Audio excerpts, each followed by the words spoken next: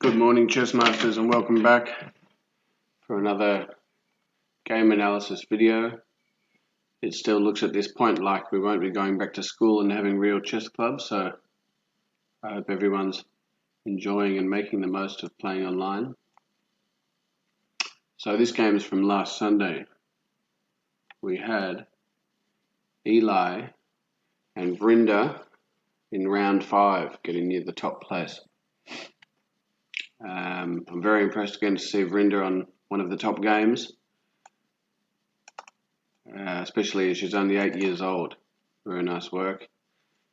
Ilei with a nice score here, usually getting on the top few positions.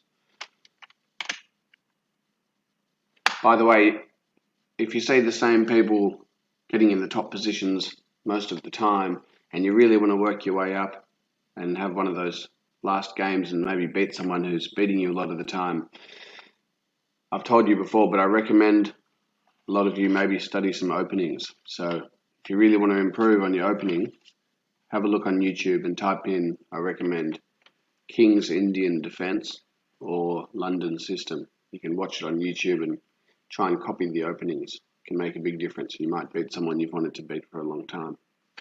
Let's have a look. Ilei opens with the King's Pawn. And we've got here a 4 knights game. I've got a sneaky gambit I like to do from here. When I'm white, I like to take this pawn. And if you want to look that up, I won't do it here, but you can have a look on YouTube. It's called the Halloween Gambit. It's very sneaky. But this is 4 knights game. It looks almost like they're copying each other. And as I'm sure you know, if you keep copying as black, white should end up getting an advantage. You can't keep copying forever.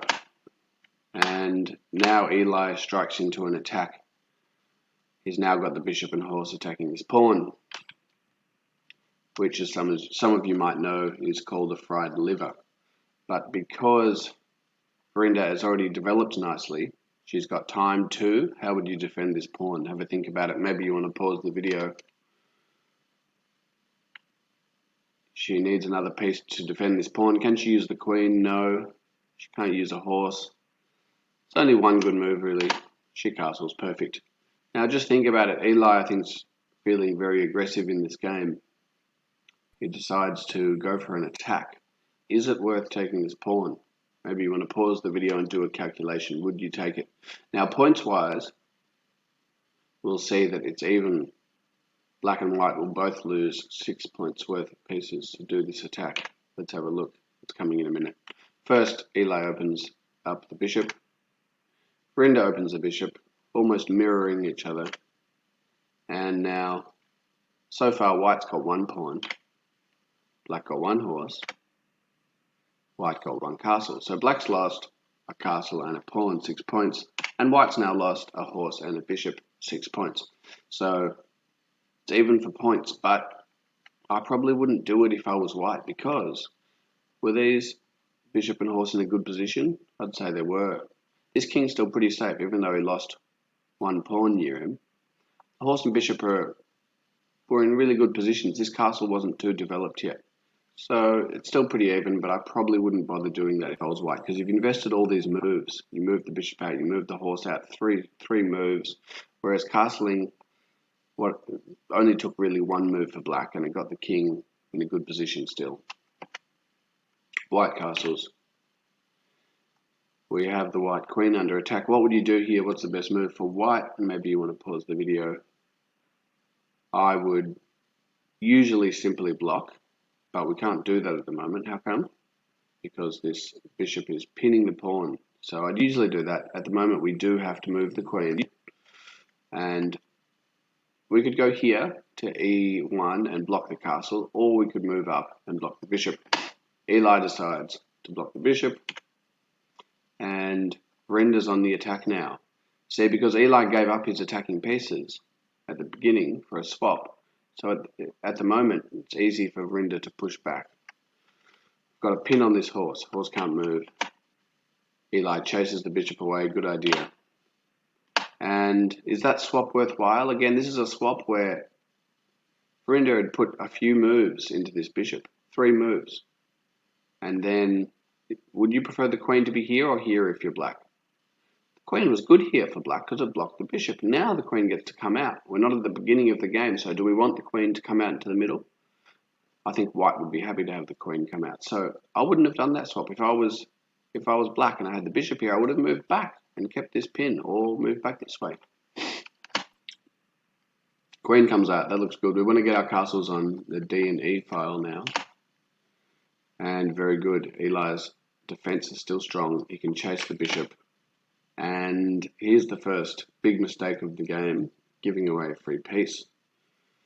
We have to double check and look at the time. We've still got 5 minutes each. There's still plenty of time to double check that you're safe each time. Eli takes, and at least the black queen's in a good position now on this side of the board. We have a check. This is very sneaky. I like this move. Nice fork, attacking 2 pieces at once. Black has to get out of check. And would you offer a swap at the moment? Just double check again. Who's up on pieces? Remember, black lost a bishop, so white's up on pieces. So if you're ever up on pieces, you're happy to swap. If you're down on pieces, you usually want to avoid swapping. So black should avoid swapping. I would have moved the king. And Eli could have the free pawn, but he maybe realizes that he should be happy to swap at the moment, and we have a swap. Is it bad to have the king in the middle now? We're getting to that point in the game where there's not many pieces on the board. It's not too dangerous for the king, so I'm happy to bring him in the middle. Bishop comes out, makes sense. And this horse starts to get dangerous. Just make sure when the horse comes in, is attacking lots of stuff, you check every square the horse can move on. Where's this horse going to go next? We don't have to worry about it if we swap. And again, Eli's up on pieces, so good idea, he swaps. At this stage, if I was against someone my level, I'd almost give up here. If it's an extra castle at the end compared to a horse, makes a big difference. Unless someone makes a mistake. Let's see. Check. Pawns are advancing, and this horse is looking a bit dangerous. What's this horse going to take next? Make sure you check. Is Eli going to defend the pawn? Yes, he does. And this pawn's under attack. How would you defend that pawn? And Vhrinda forgets that pawn and moves the horse in for another counter-attack. She's attacking here. Eli moves, very good. And now where would you put this horse? If you're going to attack a horse, you have to think, where's the horse going to go next? Horse comes in. Free pawn for Eli. It's looking more confident for Eli, but this horse gets a bit dangerous. That's the move. So make sure you double check. Always check all the squares a horse can go on, especially if you've got a king and a castle against a horse. The horse can sometimes fork, both of them, so you have to check. Always be aware. Very nasty check. Good work, Vhrinda. And she gets a free castle, and now the tables have turned. So if you're white now, you're still checking what's the horse going to take next. You have to defend this pawn. And Eli puts his king in a very vulnerable position, allowing another lovely fork. Free castle. And now, if I was white, if I wanted to battle on, which doesn't look like it's a good chance for white, but I'd probably bring my king over here. You can still trap this horse, unless this castle comes down to defend on time. And he comes over to attack this way. I would have come over here to c3. And she gets another check and a pawn. And he's chasing that horse without much hope and decides here there's not much hope left and gives up. So I like that the tables turned. That was exciting. We only had one big mistake where the bishop got offered to a pawn. But I think an important lesson is to make sure that we watch out for horses at the end when we've got kings and castles left. The horses can do very nasty forks at the end. Also, at the beginning of the game, remember we were here, even if it's an even swap, we usually want to keep our pieces that we've invested lots of moves in. So usually I think this wouldn't be the strongest move. And then we got to here, and black decided again to give up this bishop for the horse and let the queen come out. So we don't just think about pieces for swapping, we also think to play positionally. So again, I think this helped white to get the queen out. So if I was black, I would have held on to this bishop and been careful. Alright, good luck for all your games today, everyone.